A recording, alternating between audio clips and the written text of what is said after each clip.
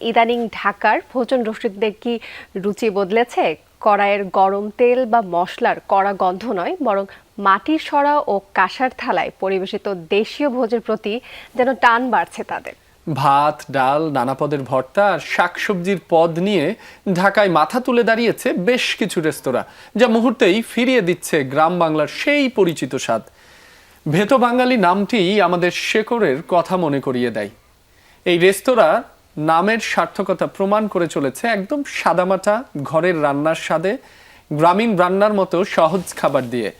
ভেতো বাঙালিতে পাবেন রকমারি ডালের পদ, যেমন কালাই পালং, পাট মসুর, ছোলার ডালনা, মুড়ি ঘন্ট। ঢাকার ব্যস্ত বেইলি রোডের একপাশে ভেতো বাঙালি রেস্তোরাঁ, যেখানে ভর্তার দাম 40 থেকে 100 টাকার মধ্যে। শাকসবজির তালিকায় দেখা যায় সবজির বারোয়ারি, ইচা পালং, ইচা পুঁই, ইচা লাউ, ইচা করলা, করলার ভাজা চাক, বেগুন সুন্দরী, কচু ভাজা, লতি চিংড়ি।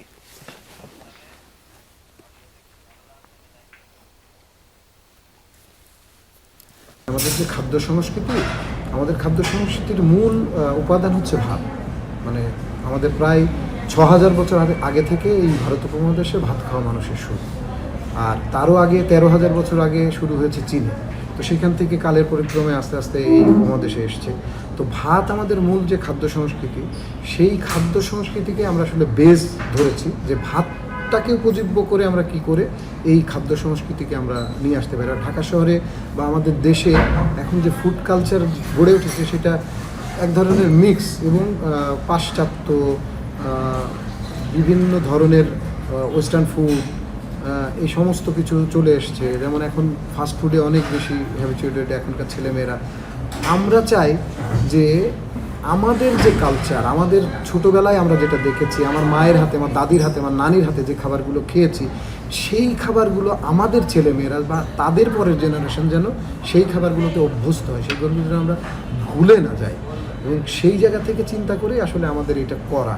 এবং আমাদের এখানে আসলে আপনি যদি খেতে বসেন, তাহলে খেয়ে আপনি বুঝবেন যে হ্যাঁ, আপনি আপনার বাড়িতে সেই মায়ের হাতের খাবারটি খাচ্ছেন। সেই মায়ের হাতের কালাই পালং, সেই মায়ের হাতের কুমড়ো বড়ির ভর্তা, সেই মায়ের হাতের ইচা মাছের চচ্চড়ি, সেই মায়ের হাতের পাতুড়ি, মায়ের হাতের বিভিন্ন ধরনের ভর্তা, আমাদের শাক সবজি সবই একেবারেই সেই মা, চাচি, দাদিরা যেভাবে করতো সেভাবে আমরা করি।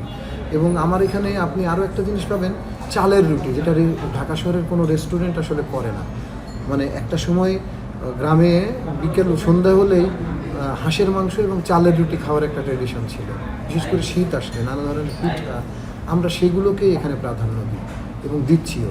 আমার এখানে আপনি কুলফি পাবেন, যেটা একেবারে কুষ্টিয়ার অথেন্টিক কুলফি আসে। যেই কুলফিটা জলিলের কুলফি, কুলফিটার বয়স প্রায় 150 বছর। মানে পরম্পরায় তারা তৈরি করে, সেখান থেকে আমাদের এখানে আসে। আমাদের আরও একটি থট, এটা আমি আমার থটই বলবো, আমরা একদম প্ল্যানিং করে এই জিনিসটা করছি। সেটা হচ্ছে রেস্টুরেন্টগুলোতে আপনি রান্না রেডিমেড খাবার পাবেন, যে আপনি গিয়ে অর্ডার করলেন, সাথে সাথে খাবারগুলো দিয়ে দিল। আমরা সেই বিশ্বাসী নই।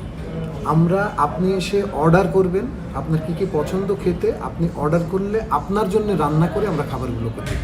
এবং যে কারণে আমাদের খাবারটা দিতে একটু সময় লাগে। অনেক সময় অনেক কাস্টমার আসে, মানে সাধারণত বাংলা খাবার খেয়ে যে সমস্ত মানুষ অভ্যস্ত, তারা সাধারণত এসেই খাবারটা তাড়াতাড়ি চেয়ে ফেলে, তাড়াতাড়ি দেন, কেন দিচ্ছেন না। তো এটা আমাদের একটু সময় লাগে, তারা একটু বিরক্তও হয়। কিন্তু আমরা যখন খাবারটা দেই, তাদের কাছে গরম একেবারে ফ্রেশ খাবারটা পরিবেশিত হয়, তারা এটা খেয়ে তৃপ্তই হয় এবং তারা খুব আনন্দ নিয়েই ফেরে।